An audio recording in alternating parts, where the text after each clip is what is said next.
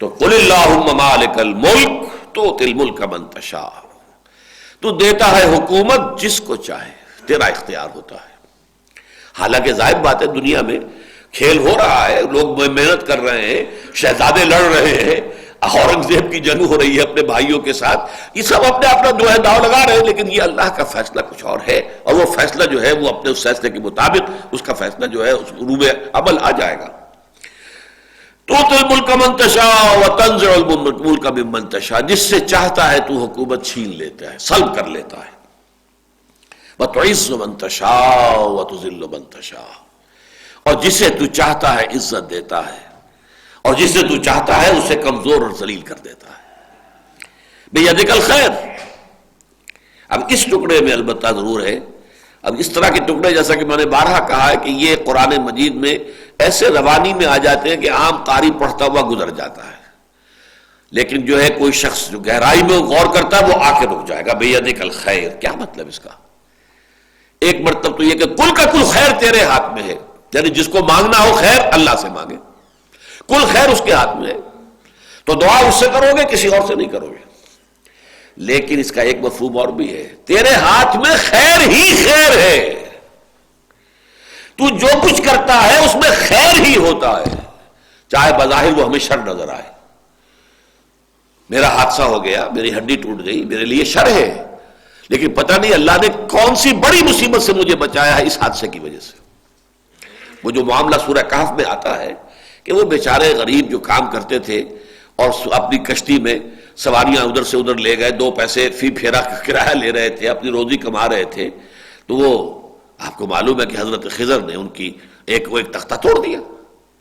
وہ رو رہے ہوں گے، ہمارا تو واحد ذریعہ یہ ہے، اور اس کے اندر بھی دیکھو یہ ٹوٹ گئی بیچاری، اب کتنے دن ہمیں لگ جائیں گے، مرمت کرانی پڑے گی۔ اتنے دن کی روزی تو گئی نا، ڈوبی نہیں، بچ گئی، لیکن یہ کہ بہرحال اتنے دن کی روزی تو گئی۔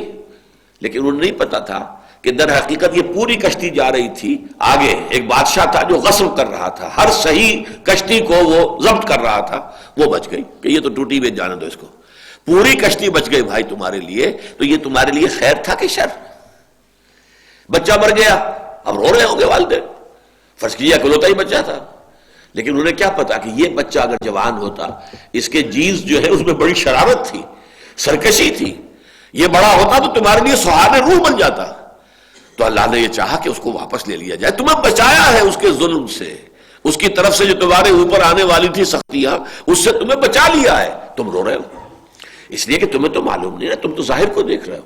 عسیٰ ان تحبوا شیئا وہو شر لکم وعسیٰ ان تکرہوا شیئا وہو خیر لکم، یہ عین ممکن ہے کہ تم کسی شے کو ناپسند کرو در حال ہے کہ اسی میں تمہارا خیر ہو، اور یہ بھی عین ممکن ہے کہ کسی شے کو تم محبوب رکھو، پسند کرو، در حال ہے کہ وہ تمہارے لیے شر ہو حقیقت کے اعتبار سے۔ تو یہاں در حقیقت بیدک الخیر، اللہ کے ہاتھ میں خیر ہی خیر ہے،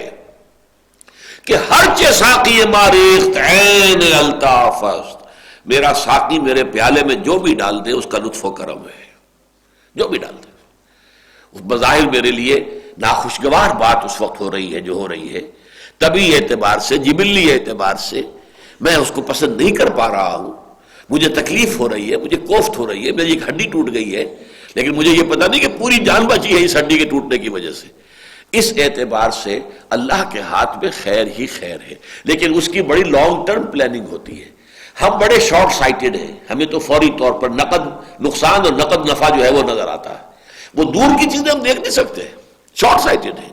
اللہ کا معاملہ جو ہے اسی لیے فرمایا کہ تمہارے 1000 برس تو ہے، اس کا تو ایک دن بنتا ہے، اس کی جو پلاننگ ہوتی ہے تو 1000 سال کی ہوتی ہے۔ تم اپنے دنوں کے حساب سے جو ہے کہ وہ گنتی کرتے ہو، اپنی گنتی کر رہے ہو، وہ جو اقبال نے کہا ہے کہ دانا دانا شمار کرتا ہوں، یہ رات اور دن کے 2 دانے جو تسبیح کے اندر جو ہے گرتے ہیں تو اس سے پھر میرا حساب ہوتا ہے، اللہ کا حساب اور ہے۔ قل اللہم مالک الملک تؤتی الملک من تشاء وتنزع الملک ممن تشاء وتعز من تشاء وتذل من تشاء بیدک الخیر انک علی کل شیء قدیر، یقیناً تو ہر چیز پر قادر ہے۔ یہ میں نے بارہا عرض کیا ہے کہ ہمارے پاس کل کے لفظ کی ایک پناہ گاہ ہے۔ اللہ قادر ہے، کتنا قادر ہے کیا میں اندازہ کر سکتا ہوں؟ میرا تصور کیا ہوگا قدرت کا، کتنی طاقت کا میں تصور کر سکتا ہوں؟ بہت محدود میرا تصور،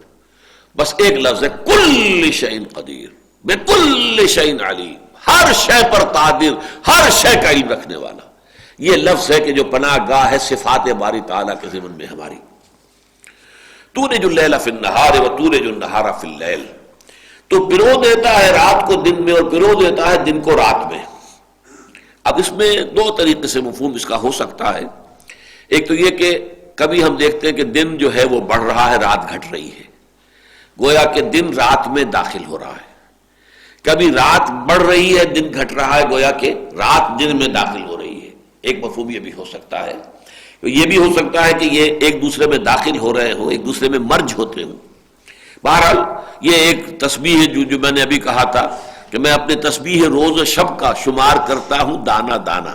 تو تسبیح روز و شب کا شمار کرتا ہوں دانا دانا، تو یہ گویا کہ ایک تسبیح ہے، ایک دانہ کالا ہے، ایک دانہ سفید ہے، تو ایک گر رہا ہے اور دن رات کی جو ہے وہ تقریب ہو رہی ہے۔ تولج اللیل فی النہار وتولج النہار فی اللیل وتخرج الحی من المیت وتخرج المیت من الحی، تو نکالتا ہے زندہ کو مردہ میں سے اور تو نکالتا ہے مردہ کو زندہ میں سے۔ اب اس کی سب سے نمایاں مثال جو ہے وہ مرغی اور انڈا ہے۔ مرغی جاندار شے ہے، اس سے انڈا جو برآمد ہوتا ہے وہ بے جان ہے، اس میں جان نہیں ہے، ان ایکٹیو ہے، وہ پڑا رہے گا، اس کے اندر جان نہیں ہے، خراب ہو جائے گا۔ لیکن یہ کہ اسی انڈے سے اب مرغی برآمد ہوئی، بچہ برآمد ہو رہا ہے جو زندہ ہے، چلتا پھرتا ہے، اسی انڈے میں سے نکل آیا ہے، چوں چوں کرتا ہوا وہ جو ہے چوزا نکلتا ہے۔ وَتَرْزُقُ مَن تَشَاءُ بِغَيْرِ حساب، اور اللہ تو دیتا ہے جس کو چاہتا ہے بغیر حساب، تیرے خزانے اتھاہ ہیں، نا پیدا کنار سمندر ہے تیرے خزانے کا، تو جس کو جتنا چاہے دیتا ہے۔ اور دینا صرف پیسہ نہیں ہے، کسی کو ذہانت دی ہے، فطانت دی ہے، کسی کو سمجھ عطا فرمائی ہے، کسی کو جسمانی قوت زیادہ دی ہے، یہ تو مختلف چیزیں ہیں، کسی کو حسن زیادہ دیا ہے، کسی کو حسن سیرت زیادہ دیا ہے، کسی کو حسن صورت زیادہ دیا ہے، مختلف لوگوں کو جو چاہ دیا، جو چاہے تو دیتا ہے، اور اس کے اندر کوئی حساب کتاب، تیرے اوپر کوئی حساب کتاب بائنڈنگ نہیں ہے بغیر حساب۔